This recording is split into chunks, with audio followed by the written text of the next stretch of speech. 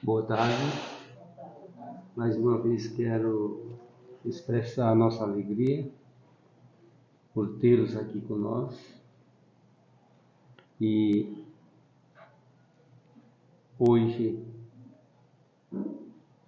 para iniciarmos, eu vou dirigir uma oração. Pai, neste momento que estamos prestes a iniciarmos mais uma sessão, queremos pedir a Tua bênção, Senhor, que derrame Tuas graças sobre esse centro e sobre a nossa palestrante de hoje, para que, através dessa palavra que vai ser nos ensinada hoje, possamos seguir a nossa trilha, seguir o nosso caminho e que possamos assim, com Tua ajuda, termos tudo aquilo que necessitamos para o nosso progresso espiritual e moral. Queremos pedir uma bênção para aqueles desencarnados que se encontram aqui também para assistir a nossa palestra. Que a paz e a harmonia esteja sempre presente, hoje e sempre, que assim seja. Que assim seja. A nossa palestra de hoje vai discorrer sobre esse tema aqui.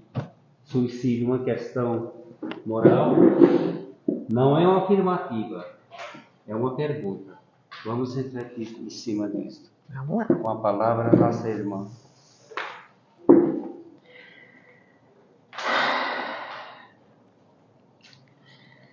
Boa tarde a todos e a todas. Aqui estamos nós, novamente orando ao Senhor que hoje não chova. Mas enfim, se chover é sempre bem-vinda. Agradecemos a oportunidade e rogamos aos nossos benfeitores e o amparo espiritual para que assim a gente possa refletir sobre esse tema, suicídio, que é esse mês, não é? O mês de setembro, ele é dedicado ao combate, ou não é o combate, o esclarecimento, a prevenção do suicídio. E buscando na internet o porquê dessa campanha, aí eu vi que tem uma história de um rapaz nos Estados Unidos, que ele era uma pessoa muito boa, muito servidora, né? Era um menino acima do esperado, e que se suicidou-se, não é? E que foi um choque para as pessoas no entorno, porque não entendiam o que levou ele a uma atitude tão drástica, e aos familiares não terem percebido nenhum traço de desarmonia, de desencanto, não é? E por conta disso, por conta de outras questões, foi instituído esse mês, não é? De prevenção ao suicídio. Quando a gente fala sobre suicídio, a gente fala muito, né, nós, a nossa maioria, sobre questões assim, não sei se refletida no nosso pensar da vida, ou estamos somente reproduzindo aquilo que nós ouvimos. Mas na maioria das vezes, a primeira atitude que nós temos quando a gente ouve alguém se suicidou-se, né? Alguém suicidou-se.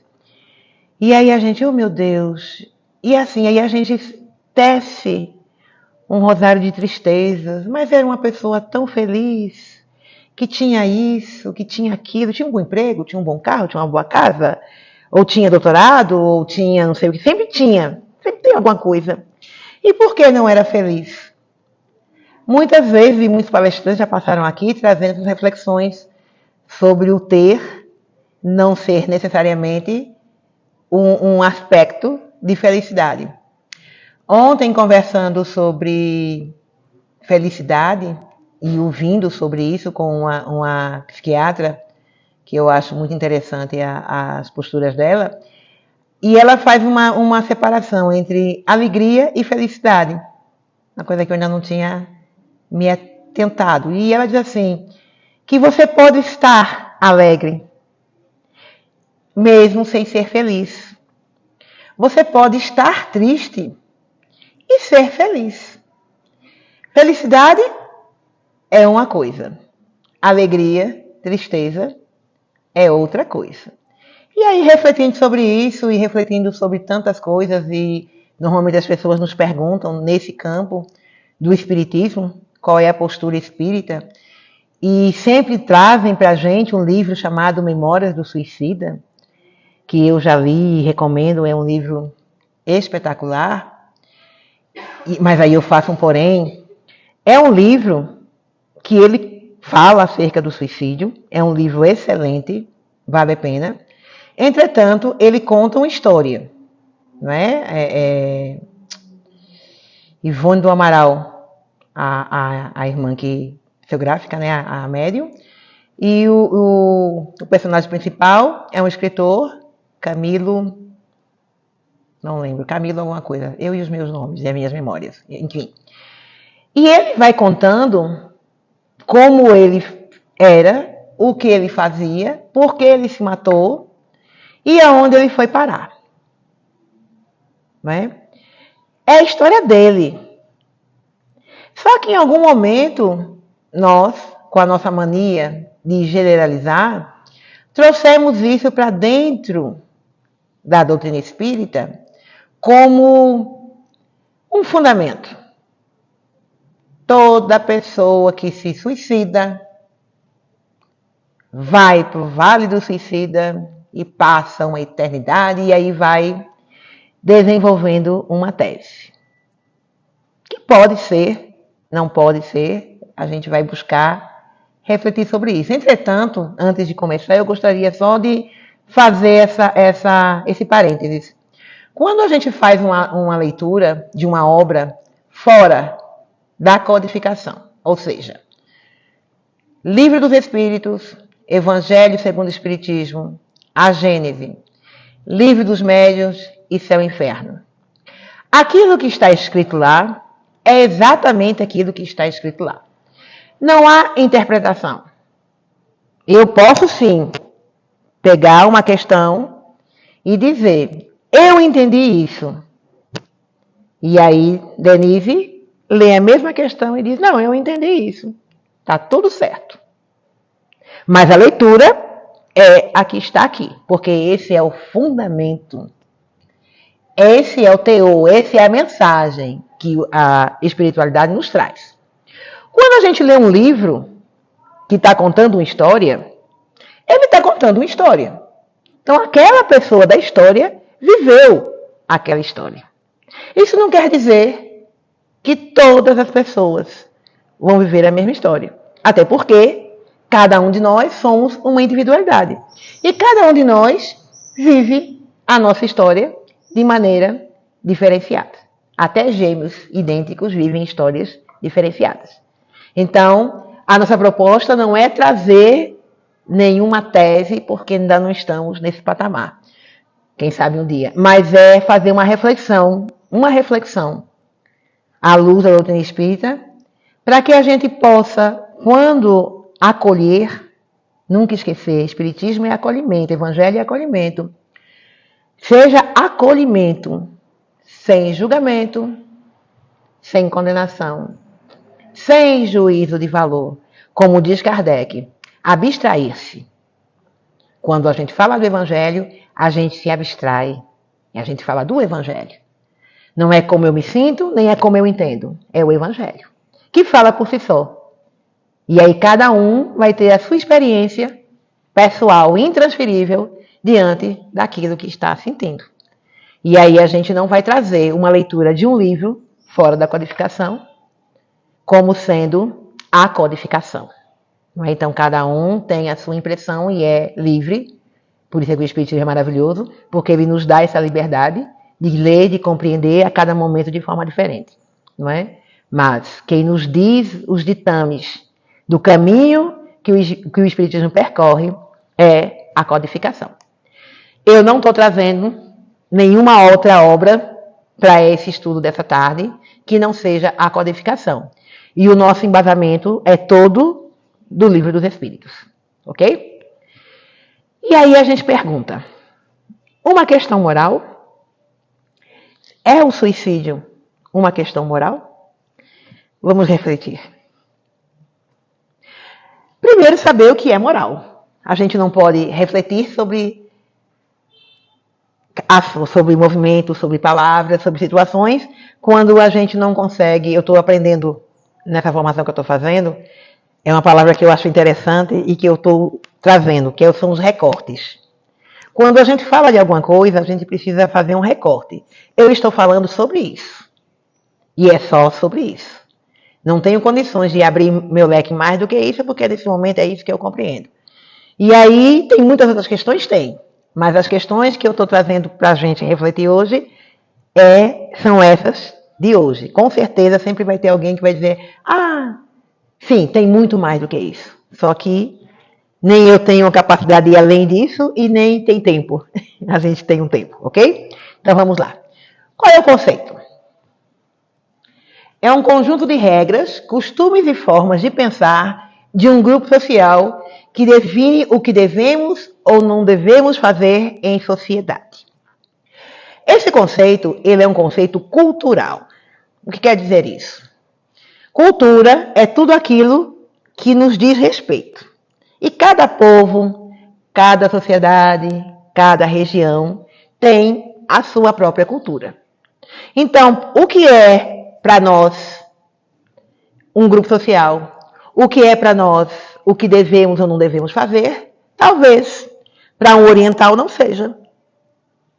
Então, esse conceito, que é um conjunto de regras, costumes e forma de pensar de um grupo social, que define o que devemos ou não fazer, ele só funciona se esse grupo social for homogêneo, ou seja, pessoas que compartilham os mesmos ideais, ok? Guardem isso. Fazer igual a Disney. Guardem para serem refletidas na frente. O termo tem origem na palavra latim moralis, cujo o significado é relativo aos costumes. Eu achei interessante porque a nossa língua, né, ela puxa lá atrás. Então, veja só, moral, esse significado, ele é relativo aos costumes. Ele vai estar ligado aos costumes.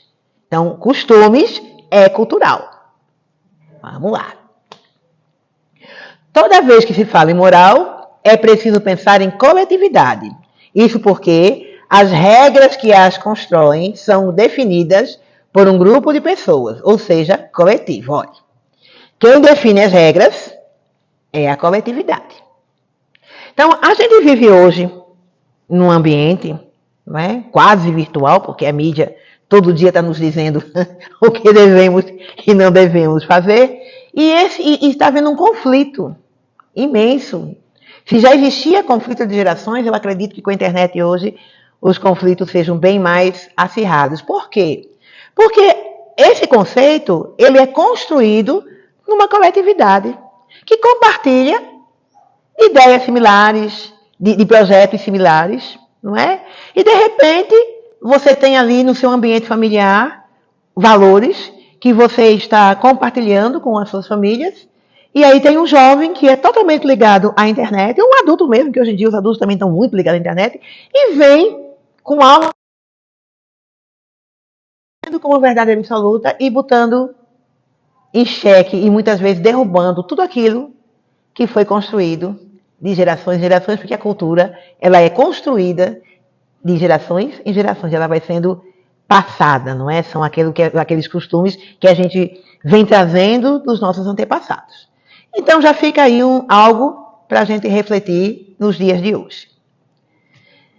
Este conjunto de regras é estabelecido quando a sociedade acredita que alguma atitude pode tornar a convivência social mais harmoniosa e pacífica, como, por exemplo, não roubar, ajudar o próximo, entre outras. Então, esse conjunto de regras, que é dito que é a moral, ele é estabelecido quando a sociedade acredita que alguma atitude, em alguma atitude que pode tornar a convivência mais harmoniosa.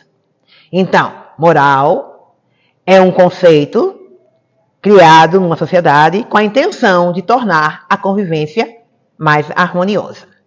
Está lá no dicionário. Agora, valores morais. Né? Na filosofia, a moral é a parte que trata de valores em si e o sentimento... Dá licença. Dos valores em si, valores, aquilo que é importante. E o sentimento e ações do indivíduo. Olhe, já não é aquele conceito que a gente viu ali atrás, não é? São as decisões que o ser humano, no exercício da sua liberdade, livre-arbítrio, toma sobre o que deve ou não deve para manter o bem-estar social. Então, veja só, já não é mais alguém dizendo o que é que deve ser feito. É cada um usando o seu livre-arbítrio e dentro do seu livre-arbítrio tomando decisões sobre o que deve e o que não deve fazer. Os valores morais são princípios que orientam as condutas das pessoas numa sociedade. Os valores morais dizem respeito ao bem, em oposição ao mal, ao correto, em oposição ao errado. Assim, dizemos que certas atitudes são aceitas moralmente porque estão em conformidade com certos princípios, os valores morais. Então, o certo e o errado, ele está em conformidade, ele está amparado por valores. Não é? Então, esses valores é que vão dizer o que está certo e o que está errado. Só que ele diz assim, são o que norteiam uma sociedade. E aí a gente volta para anterior. Cada sociedade tem a sua cultura. Então, o que é um valor moral para o ocidental pode não ser um valor moral para o oriental. O que é um valor moral para os indígenas pode não ser para os não indígenas. E assim por diante. Então, ainda não pode ser isso ainda o que vai nos dizer. Ainda tem aí algumas lacunas para preencher o que a gente está buscando, que é o conceito moral. E por Espiritismo, o que é moral? Pergunta 629. A pergunta 629, ela vai estar no capítulo, deixa eu achar aqui, rapidinho, só para a gente saber do que a gente está falando. 629.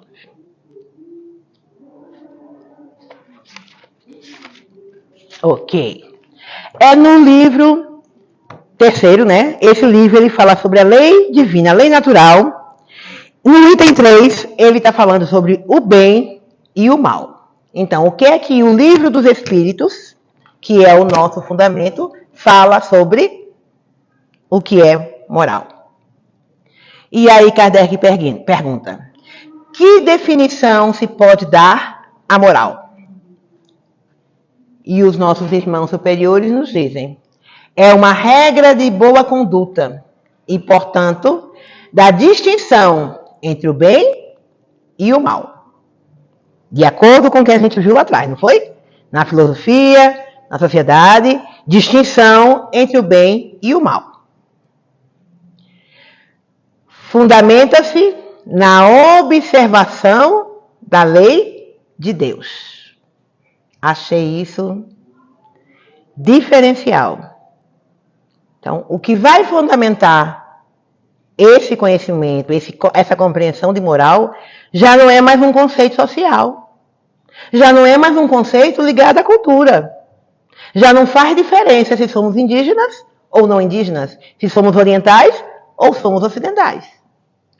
Esse conceito, ele está fundamentado nas leis de Deus, que são eternas e imutáveis.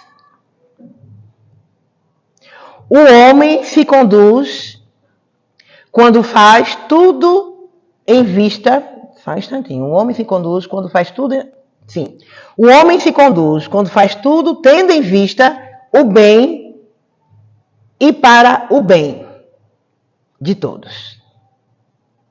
Então, moral para o Espiritismo é viver uma conduta fundamentada no bem e para o bem. Esse é o conceito de moral para o Espiritismo e é sobre isso que nós vamos falar. O bem para o bem.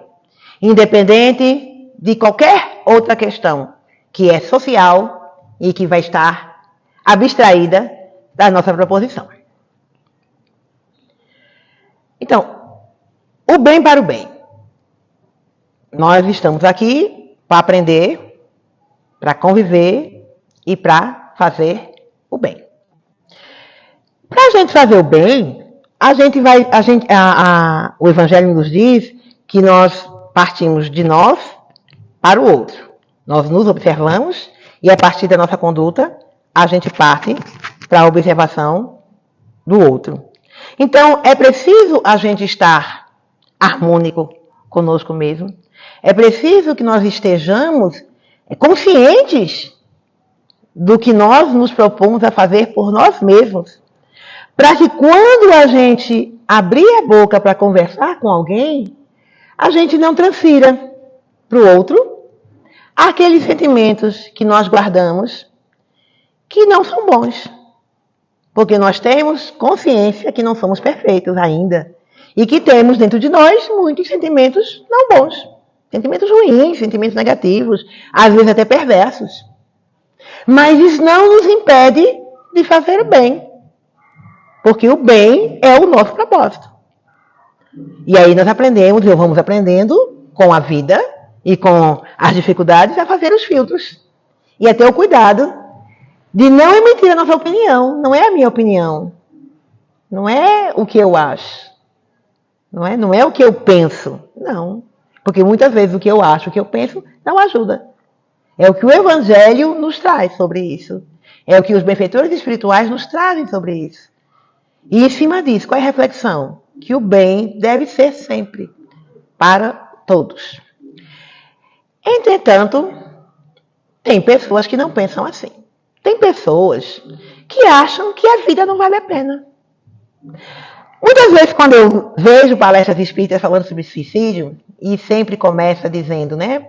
A vida não nos pertence, muitas delas, e que nós não temos esse direito. E aí eu fico pensando, segundo o Jânio, né, nas estatísticas, o que faz com que nós, enquanto espíritas, façamos algumas reflexões, são os nossos fundamentos. Primeiramente, a reencarnação. Se nós somos reencarnacionistas, nós não acreditamos na morte. Então, se a gente se matar, a gente não está fazendo nada. Porque a gente não vai morrer. Dá vontade? Não sei, talvez dê. Mas vai fazer não. Por quê? Porque não vai resolver. Porque a morte não existe. Mas quantas pessoas no mundo, no Brasil, em Pernambuco, em Triunfo, são reencarnacionistas e acreditam realmente que a morte não existe? Acreditam realmente que nós somos imortais, que existíamos antes dessa encarnação e que continuaremos a existir depois dessa. E que por pior que a vida pareça estar, um dia ela vai melhorar. Quantas pessoas acreditam realmente nisso? Às vezes nós mesmos no meio espírita não acreditamos. Às vezes a negócio é tão difícil que a gente não. Só por hoje eu resolvo não acreditar nisso. Enquanto o rei que me diz que só por hoje eu preciso fazer, não é? Então, dizer para alguém materialista que não acredita em nada que não esteja nesse campo tridimensional, que essa dor vai passar, será que vai dar certo? Dizer para ela que você vai se matar e não vai adiantar nada, é muito pior, viu? Tu vai sofrer mais do que está sofrendo agora. Vai adiantar? Primeiro que ela não vai acreditar. E segundo que ela já está sofrendo. E aí eu vou dizer que vai ficar pior. Onde é que eu estou ajudando? Onde é que está o bem para o bem? Então a primeira coisa que a gente vai pensar é sobre o que pode levar uma pessoa, independente da questão religiosa, a pensar sobre isso. Quais são os fatores de risco que podem alimentar a ideia suicida?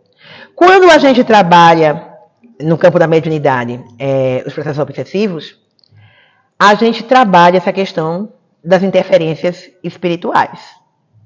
Aquele irmão pode estar passando por um processo obsessivo, e naquele processo obsessivo pode ter instaurado uma vingança do irmão desencarnado para um encarnado, e esse desencarnado querer mesmo que esse irmão encarnado se mate.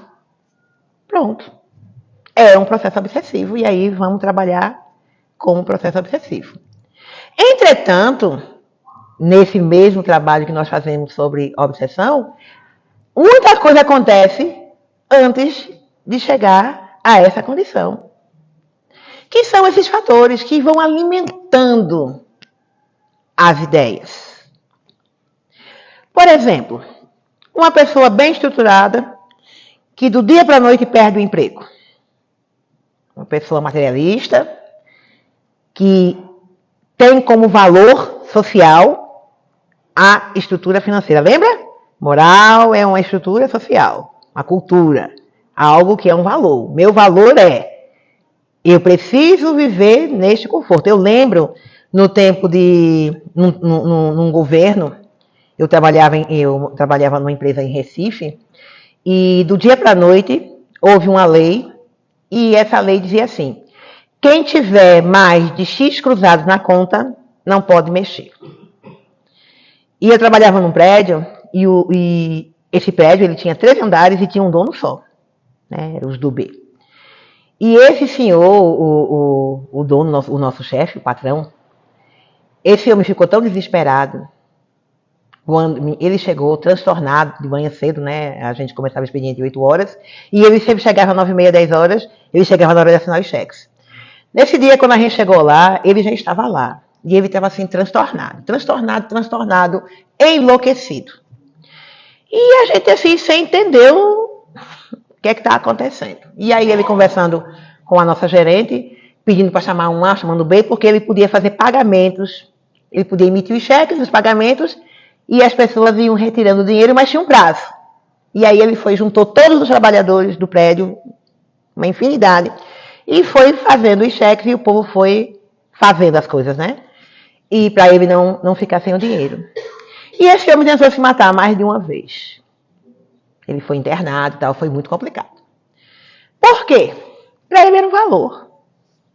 O que seria da vida dele sem a fortuna? Porque era uma fortuna. Como era que ele ia conseguir viver sem aquele dinheiro? E a gente, que ganhava salário mínimo, dizia: meu Deus, primeiro que meu dinheiro vai ficar bloqueado. Naquele tempo não era obrigado a pagar pelo banco, né? Então a gente recebia em dinheiro mesmo, trocadinha 10 centavos. Nunca que o dinheiro ia ficar preso. E sim, e folha de pagamento podia ser liberado. Tem umas questões que podia ser liberado. Mas a gente não entendia por que aquele homem estava tão desesperado. Quando a gente via alguns programas de televisão que via o desespero, a gente também não entendia. Por que esse povo está tão desesperado? Porque para a gente era algo fora, não é? Mas para aquela pessoa não era. A mesma coisa uma pessoa que tem uma estrutura toda montada no emprego e do dia para a noite perde o emprego dela. E não está preparada para essa vida. Como é que vai ser? Ok? Quadros depressivos. Aí, nossa querida Denise, eu ia te pedir, mas não deu tempo. Na próxima vez eu vou te alugar, viu? Aí, a depressão, ela traz alguns sentimentos negativos. A depressão, ela é muito complicada. E ela, em algum momento, em algumas pessoas, vai ter sentimento de inutilidade,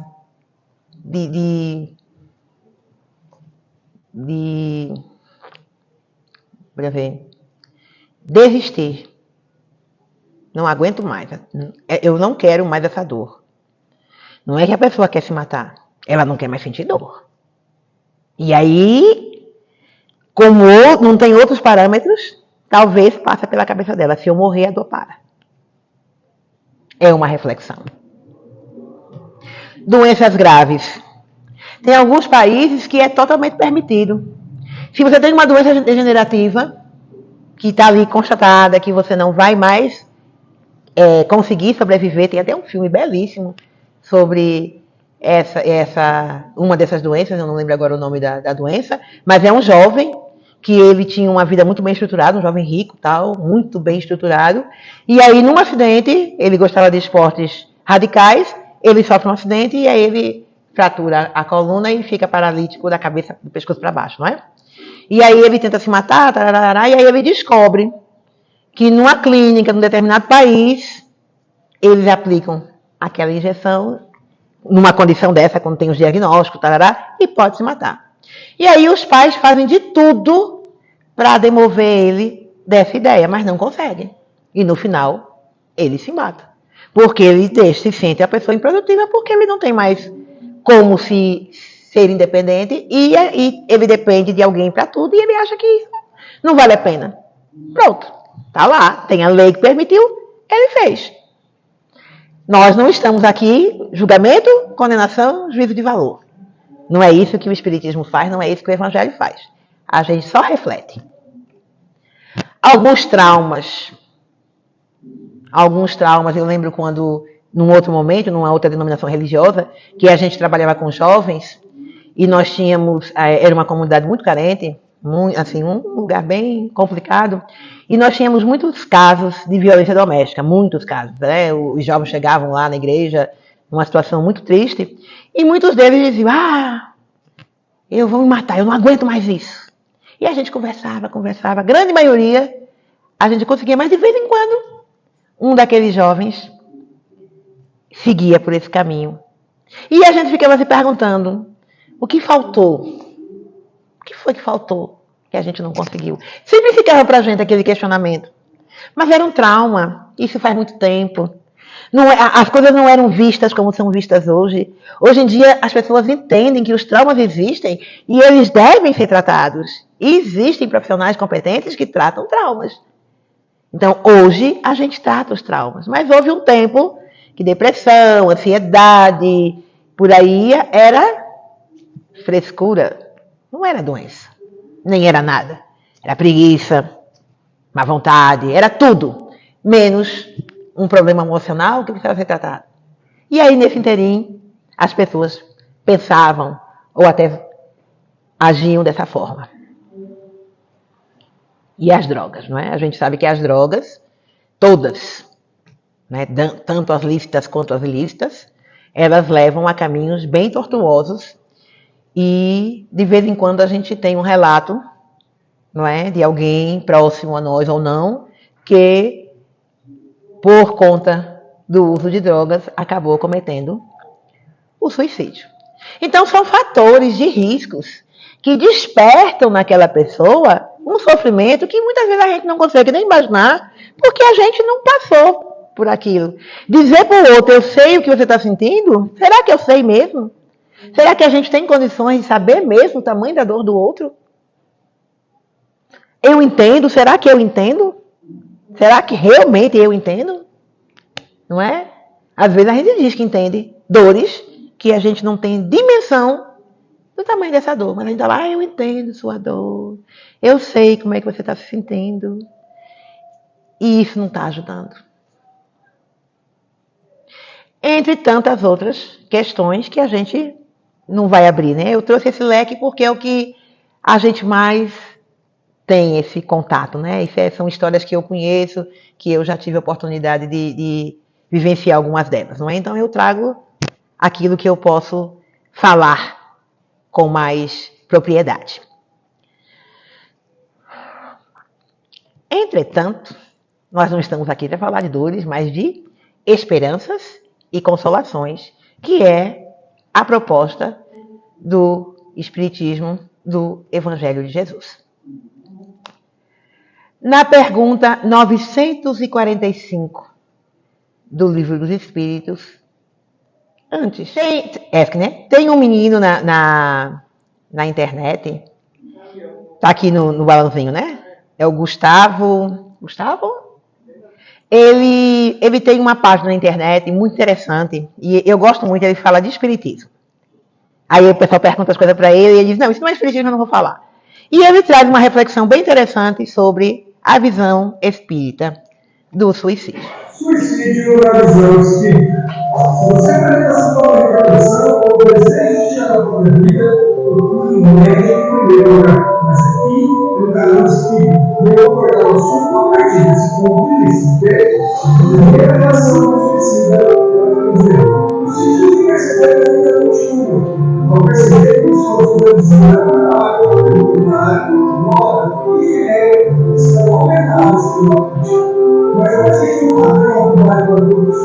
Ele precisa dar conta toda a vida do nosso poder, os bons atos praticados nas últimas gerações e níveis de consciência sobre qualquer lado do caminho. O tempo de introdução é individual e deve contar exatamente isso.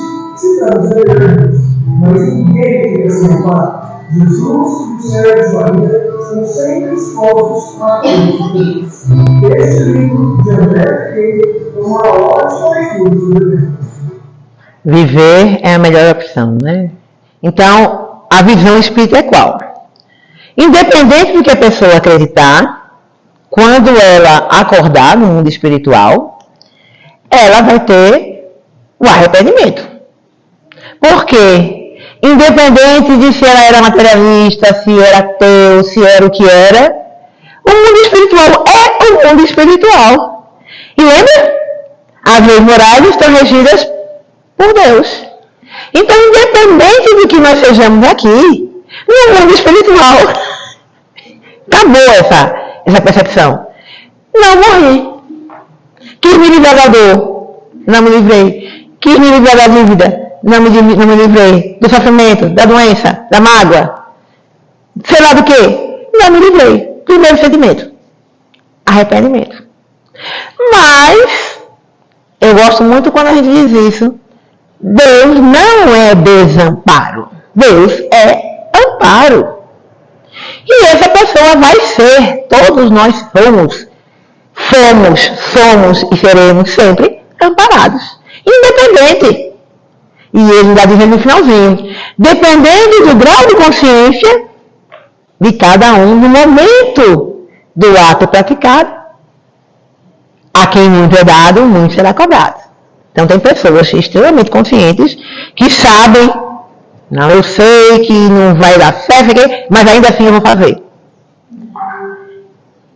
Já tem pessoas que realmente não acreditam em nada e pronto. Não, morreu, acabou-se. Não é diferente? Eu não acredito em mais nada. Então, tanto faz. Tá bom? Então, na pergunta 945 do Livro dos Espíritos, Kardec nos traz: o que pensar do suicídio que tem por causa o desgosto pela vida? O desgosto pela vida, não aguento mais esta vida. Não foi isso que eu pedi. Tem muita gente, mas muita gente mesmo, que não acredita no planejamento reencarnatório. E realmente não acredita. Eu não pedi para nascer, eu não pedi esse pai, eu não pedi essa mãe, eu não pedi essa vida, eu não quero essa vida, não foi essa vida que eu pedi. E eu não quero essa vida. Aí o que é que os espíritos respondem? Insensatos. Porque não trabalhavam, a existência não lhe seria tão pesada. Tem uma reflexão que daqui a pouco eu trago sobre isso. Aí na próxima, que pensar do suicida que tem por fim escapar às misérias e decepções desse mundo? Aquela pessoa que não aguenta mais ver tanta injustiça, ela não é com ela não tem problema nenhum com ela, mas ela não aguenta mais ver tanta violência, tanta injustiça, tanta pobreza, tanta desgraça, tanto desastre. É o fim do mundo, tá aí. O mundo vai se acabar. Então, se o mundo vai se acabar mesmo, eu vou esperar, Não, eu vou logo. Não vou esperar o mundo se acabar. Não tem aí uma proposta que o mundo vai se acabar?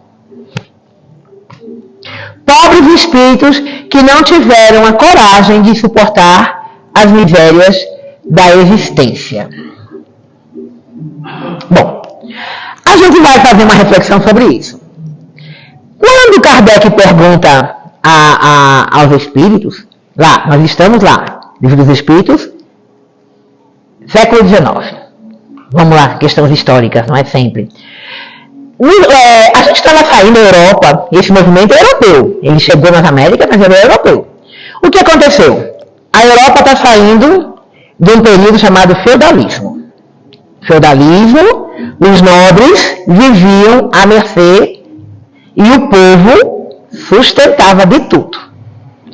No finalzinho ali, quando começou, né, 1700 e tal, começou as revoluções e as independências. E as quebras, Revolução Francesa, Revolução Industrial, os movimentos de independência, e as quebras desses paradigmas. Acabou-se, não tem mais nobre, não tem mais nada disso, vamos trabalhar de maneira. Então o que aconteceu?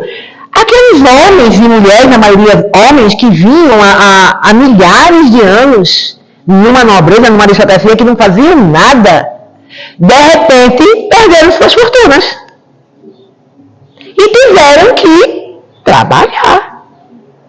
E os que não conseguiram, porque alguns conseguiram se manter de outras formas, e tiveram uns que não conseguiram mesmo, ficaram paupérrimos. A gente tem lá nos livros de história as histórias. E muitos deles se mataram. Então, essa pergunta ela é pertinente naquele momento, porque estava acontecendo. Kardec estava vindo aquilo dali, Kardec é desse tempo. E esses homens, tão cultos, tão inteligentes, tão prósperos, estão se matando. Por que eles estão se matando? Porque eles não tinham coragem de trabalhar. Porque eles não tinham coragem de assumir uma outra. Eles não aceitavam a nova vida. A nova proposta que era mundial. O mundo teve aquela transformação, né? Depois das revoluções da Revolução Industrial, o mundo teve outro formato, né? O mundo passou a ser, as relações de trabalho se modificaram. E muita gente proporcional aos nobres, né? Claro que não era muita gente, que a minoria era nobre. Não aguentou. Então, quando a gente pega essa pergunta e olha para os dias de hoje, por isso que o Espiritismo é próspero, a gente já falou sobre o que hoje em dia temos os livros, por isso que eu digo que o fundamento é o Livro dos Espíritos. Hoje em dia tem pessoas assim, que gostariam de viver às custas de alguém, ou gostariam de estar num lugar que tudo lhe fosse oferecido sem esforço, ou gostariam de ter um cargo de gerência para mandar, para não ter compromisso, ou qualquer coisa parecida. Existe ou não existe? E não tem pessoas que por insensatez, por realmente uma insensatez, e aí diz, não quero, não aceito, não vou continuar e vou ter cabo da minha vida. Independente do contexto, se era a revolução, se não era, é um fato, é uma verdade. Independente do tempo, se a gente for lá mais para trás, a gente vai ver. Em todos os momentos da história da humanidade, teve esses momentos em que as pessoas não aguentaram as pressões e decidiram por dar fim a essa existência.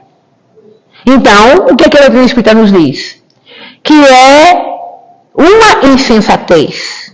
Por quê? Porque a morte não existe. Independente do que a pessoa acredita ou não, a morte não existe.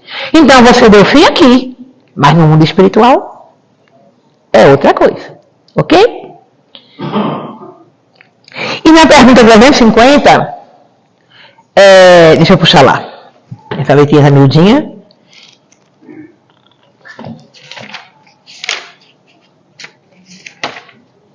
O capítulo 350, ele fala da união, a pergunta 350, ela está num capítulo chamado Retorno à Vida Corporal, no item União da Alma ao Corpo, ok? Aí ele pergunta,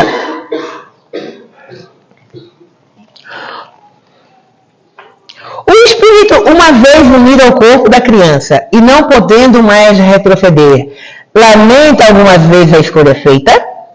Retorno ao corpo, ao mundo físico. Naquele momento, aquele espírito está reencarnando, está sendo conectado àquele corpo físico. E aí ele pergunta, né? Ele lamenta aquele corpo, aquela vida? E aí os espíritos devolvem a pergunta a Kardec.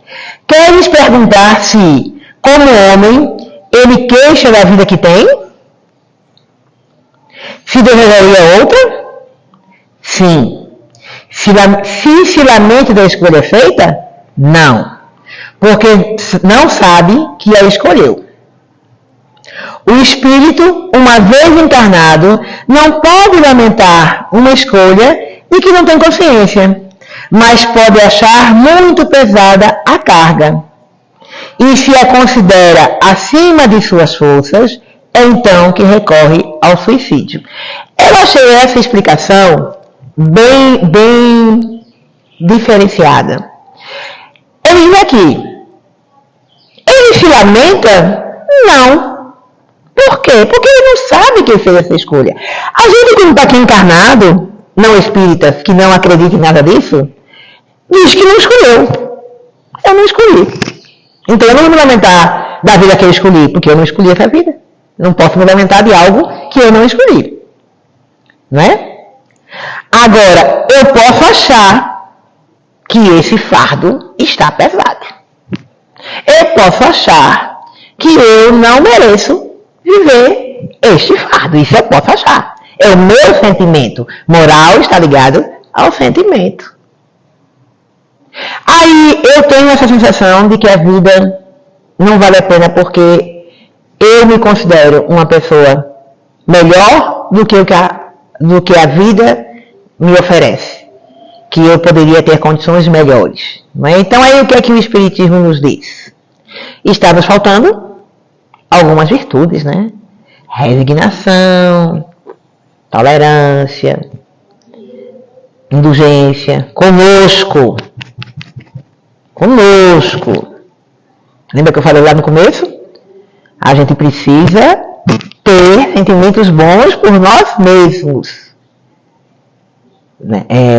O que faz com que a gente alimente sentimentos negativos em nós é a nossa falta de compreensão de nós mesmos. É a falta de intolerância conosco mesmo. Eu não me tolero mais. Eu não me aceito. Eu não me amo, né? Eu não me gosto. Eu não gosto de conviver comigo mesmo. Porque a dor é minha. Por mais que o outro tente me ajudar, e ele vai me ajudar em muitas vezes, mas a dor é minha. E se eu não conseguir, primeiramente, abrir as possibilidades para receber ajuda, e depois permitir que essa ajuda haja em mim, as ideias não vão ser modificadas. Porque sou eu. É sobre mim. Às vezes, quando a gente conversa com alguém que vem pra gente com ideias suicidas, não se mata não, que você vai pro inferno. Ave Maria. E às vezes eu vou dizer, pô, isso é melhor que aqui. Eu vou morrer mesmo. Não é uma questão, é uma questão de sensatez, de lógica, de bom senso. Né? E aí ele continua dizendo, se eu acho que aquilo que eu estou passando está além das minhas forças, e se eu não tenho nada, nenhum dos valores que me norteiam, que norteiam a minha existência, me fazem querer continuar aqui, eu vou ter algum motivo para continuar aqui? Será que eu vou ter? Será que esses irmãos têm?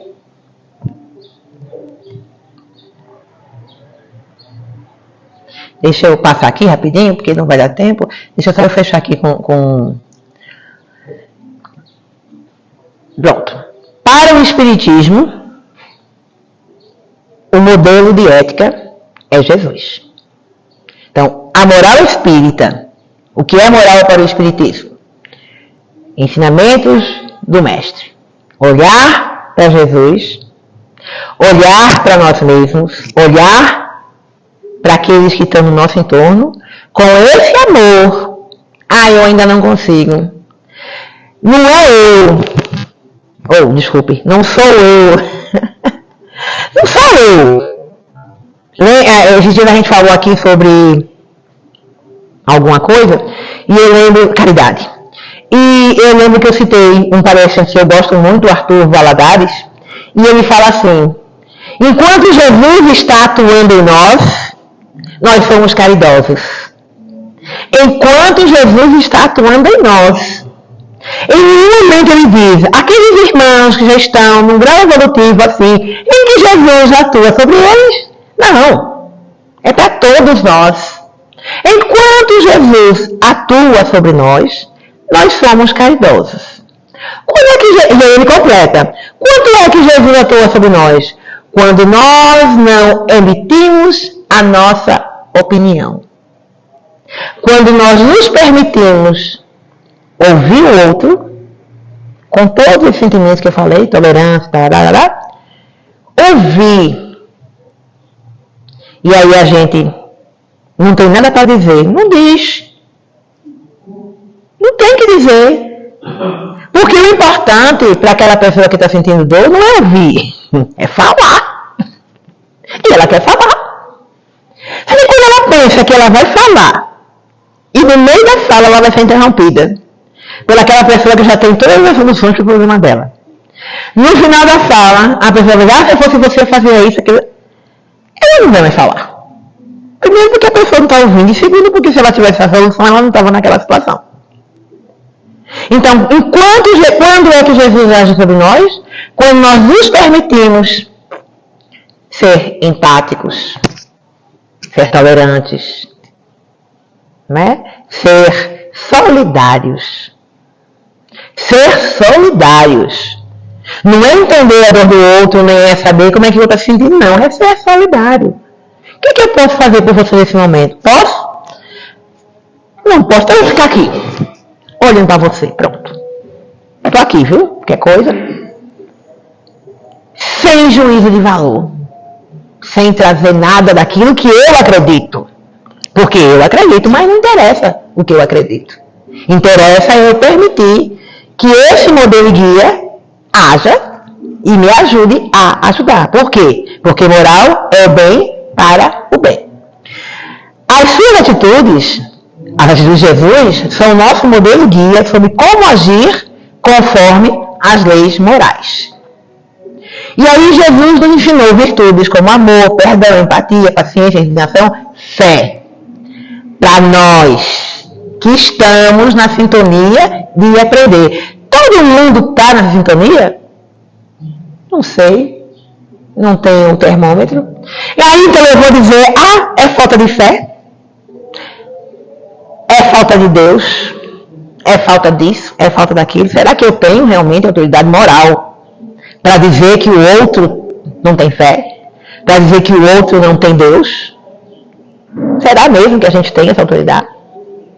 Então, o que é que a gente traz? O que é que a gente busca? Vai além dessa questão de certo e de errado. É muito mais uma questão social. Muitas vezes as pessoas que estão nessa sintonia, elas não são aceitas.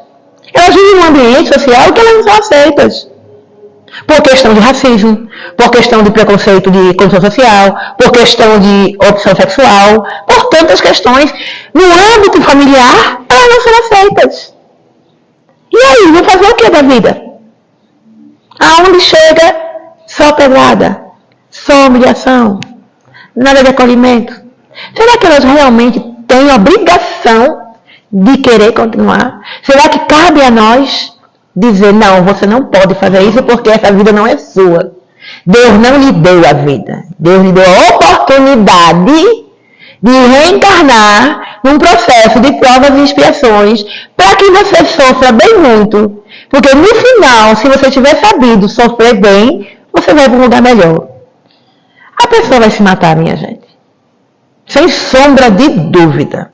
Tu chegar numa pessoa que está ali, tentou se matar 1 milhão de vezes, e dizer isso para ela, ela disse, meu Deus do céu, eu não vou sofrer mais do que isso. Não quero mais, não aguento mais. Então não é isso. Né? Então o que o Espírito nos traz? Acolhimento. O que o Evangelho nos traz? Acolhimento. E eu vou dizer de acolhimento? Não vou dizer. Por quê? Porque a minha forma de acolher não é a de vocês. Não é a de ninguém, é a minha. Que cada um de nós, espíritas ou não espíritas, cristãos ou não cristãos, religiosos ou não, mas cada um de nós, enquanto seres humanos, que segundo o conceito de um europeu lá, o que nos faz ser seres humanos não é estar aqui, não. É ter a condição de perceber o outro. Porque nem todo mundo que está aqui é ser humano, que tem pessoas que não têm essa condição. Então é isso que o Evangelho nos traz, e é isso que a gente veio refletir e compartilhar. Ser. É isso que a gente precisa, ser. O quê? O melhor que pudermos ser hoje, até que tenhamos melhores condições de sermos melhores ainda Cortella sempre diz isso e virou um mantra para mim. Eu tenho me esforçado muito nesse caminho. Acolhimento. Que possamos refletir, que possamos ser acolhedores.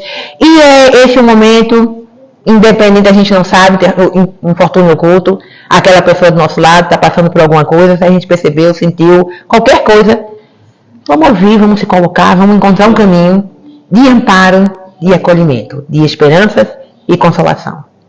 Porque é isso. É isso que o Evangelho nos diz e é isso que é ser evangélico. Uma ótima semana e muita paz a todos.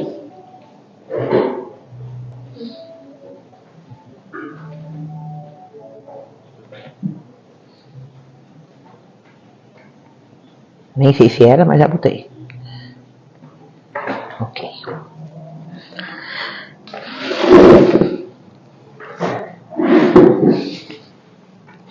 Da minha parte, eu achei muito interessante esse assunto, né? Principalmente a parte do suicídio, né?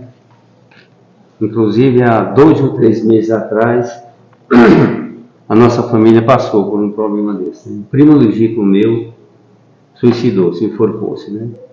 E o pior é que dentre todos os primos meus, esse foi o que eu toda a vida tive mais contato com ele, né? Fomos criados juntos, da mesma idade, servimos o exército juntos, na mesma companhia, né? Por coincidência.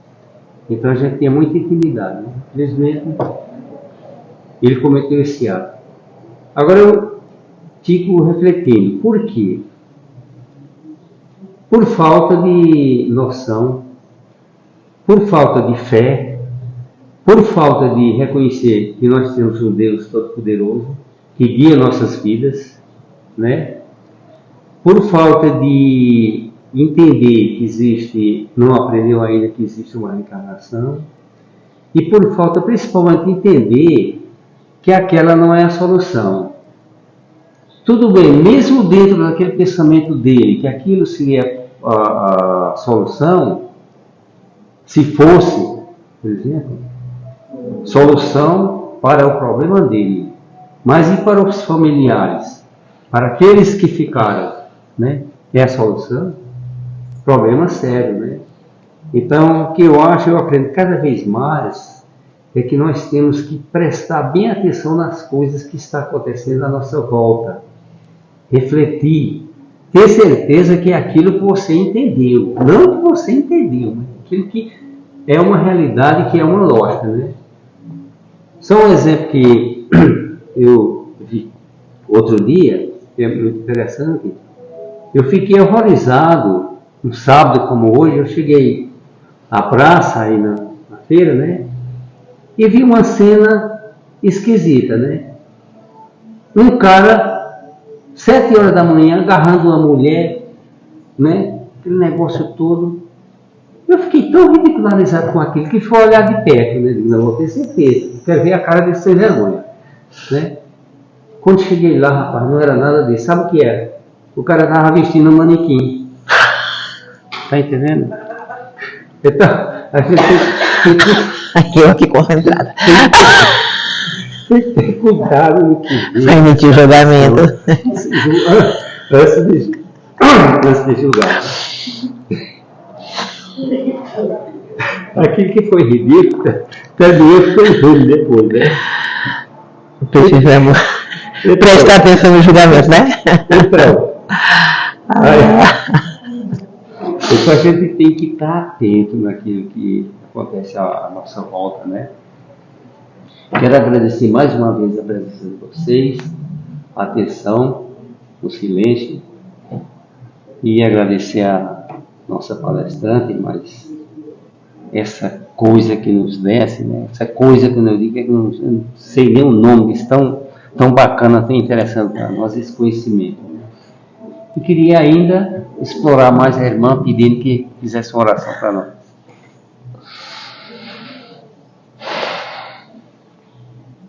Que possamos nesse momento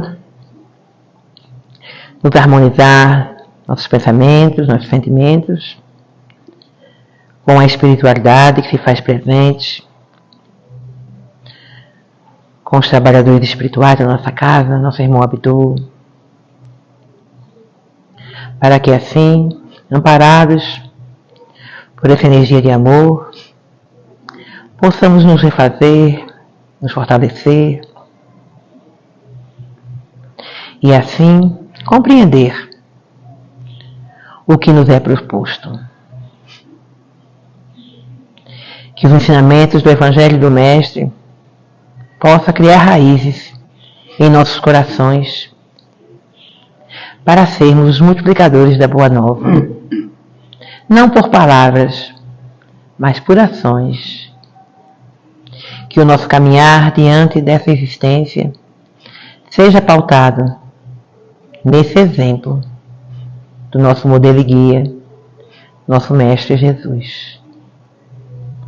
E que esse amor que Jesus emana lá do alto possa ser refletido por nós a todos aqueles da nossa convivência, para que assim, fazendo a nossa parte, possamos, juntamente com os benfeitores espirituais, diminuir as dores e sofrimentos desta humanidade tão sofrida e tão desacreditada. Que a tua paz, ó Mestre, que a tua harmonia esteja sempre conosco. Que assim seja. Jesus.